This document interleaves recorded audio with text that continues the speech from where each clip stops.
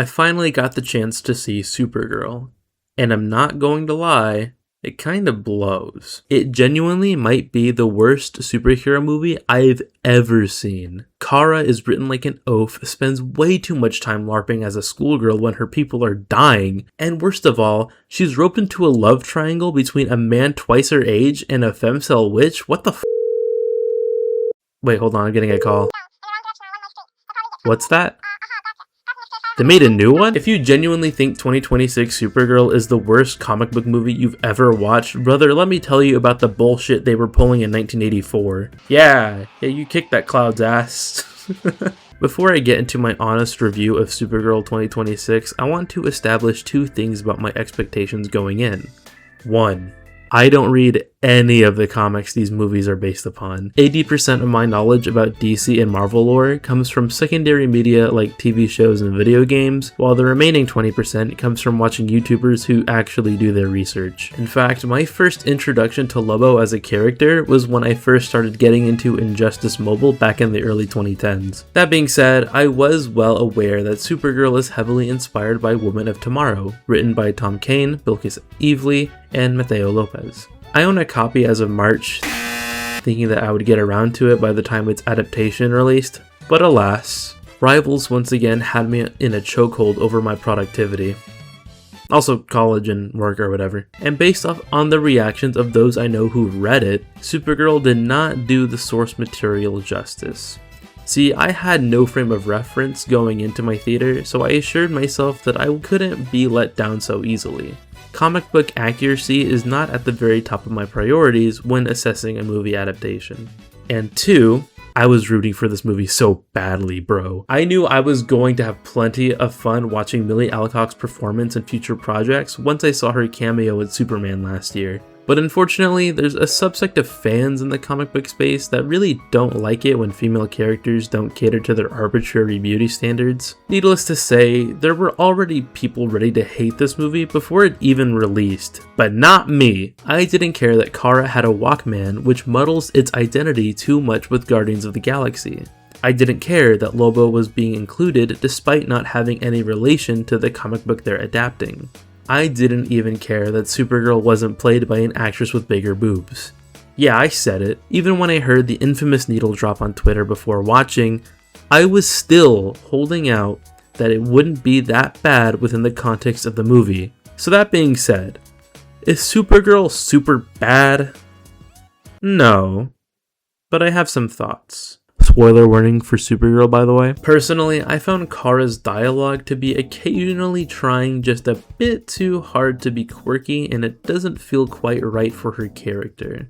I was already willing to suspend my disbelief that she would have any attachment to Earth music, but referencing Titanic and SpongeBob in the same 30 minutes is kind of pushing it. It feels like a cheap way to get general appeal, and left me feeling like she's a bit tonally inconsistent. That wasn't a deal breaker for me though. Literally almost every modern movie does this to some degree, and I'd be lying if I said Alcock's performance wasn't the highlight of the movie still. Speaking of appeasing general audiences, why the fuck is he here? Lobo shows up, leaves, shows up, fights some bad guys, leaves, gets captured off screen, freed, then fights some more guys before leaving again. His character could have been written out entirely and virtually nothing would have changed. He's a glorified cameo. His only purpose is to have a strong masculine man to provide fan service. Because God knows if this movie was just about Supergirl and Ruthie, it would have tanked even harder from lack of male audience interest. The story itself is alright. It's nothing too special, just a generic revenge plot across bland-looking space settings. Rue's motivation throughout the story is to kill the man responsible for killing her family, and Kara,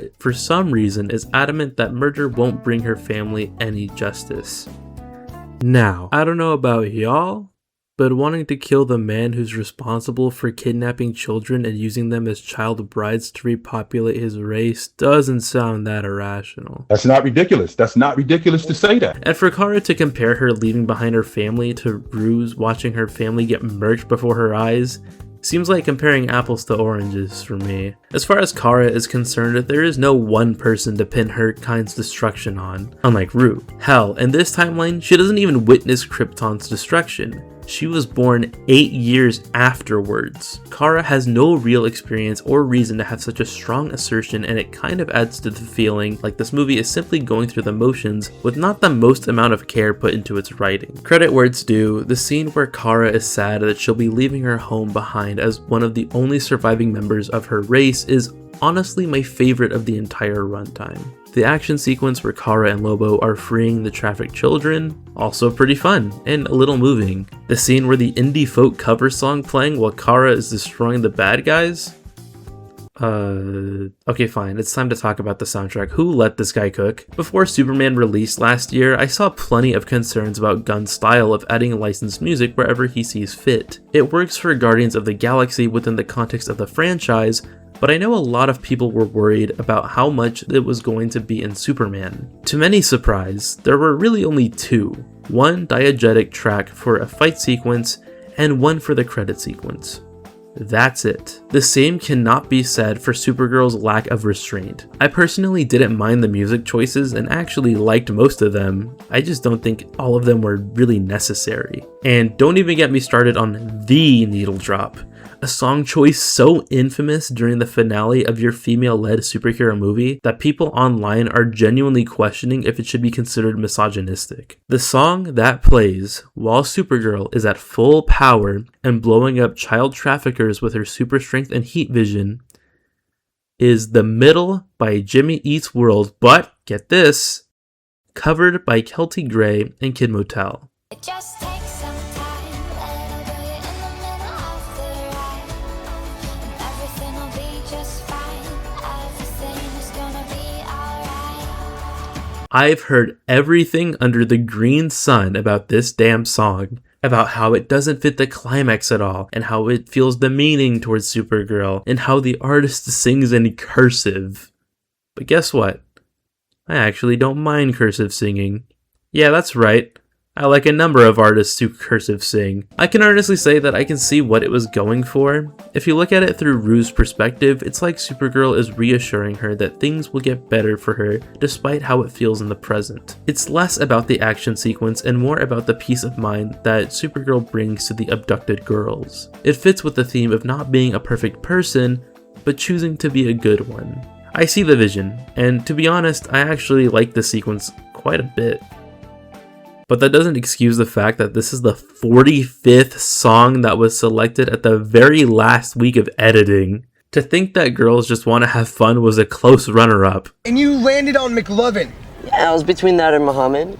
Why the fuck would it be between that or Muhammad? That's my problem with Supergirl. It has really good elements, but they're buried under the most generic action blockbuster schlock I've ever seen coming from a movie. Kara still references pop culture despite repeatedly claiming that Earth isn't her home. Lobo adds nothing substantial to the plot. There's licensed music where there doesn't need to be. And also, the worst obstacle she faces during this movie is a green sun. What the fuck is up with Supergirl movies having Kara fight weather? Come on, man, that's lame as hell. Everything works, sure, but that's the extent of its praise. It doesn't push new grounds or anything. There's other nitpicks I could bring up too, like how Rue's parents are written like they're talking directly to the audience about what's happening on screen, or how Kara's X-ray vision doesn't work like an actual X-ray compared to Superman. But I think that'd be beating a dead horse. At the end of the day, it's another superhero movie that's part of a developing interconnected universe of stories. A good movie overall that disappointed many on its execution. The core of this movie is about someone who's lost in their life and finds meaning in protecting others from ending up just like her. Despite Kara not being the most shining example of character, she still proves that all that matters is that you're a good person who does right by others. For a movie primarily marketed to young women, I think that it's a beautiful message to send.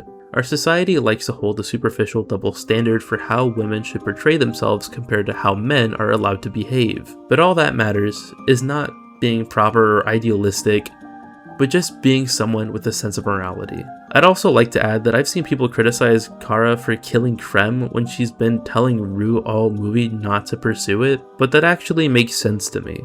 To me, it's symbolism for how children shouldn't have the responsibility to protect themselves from monsters. The burden should fall on the adults in their lives whose job is to protect them from harm. Like I said, there are great takeaways from this movie if you try to look for them, But to most audiences, the movie isn't going to be interpreted the same way. We've come a long way in how women-focused comic book movies are written, but I don't think anyone would disagree that we deserve better content than just above average. Supergirl is not a bad movie, just a disappointing one that could have been the greatest female superhero movie of all time if it just chose to commit harder to its themes and stopped trying to be something it didn't have to be.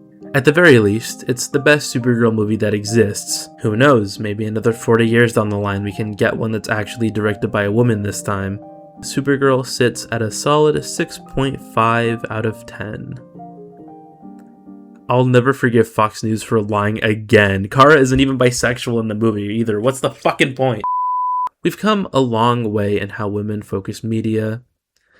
We've come a long way in how comic book-focused media are... Oh my god. We've come a long way in how women-focused comic book movies are written. We've come a long way in how women-focused comic book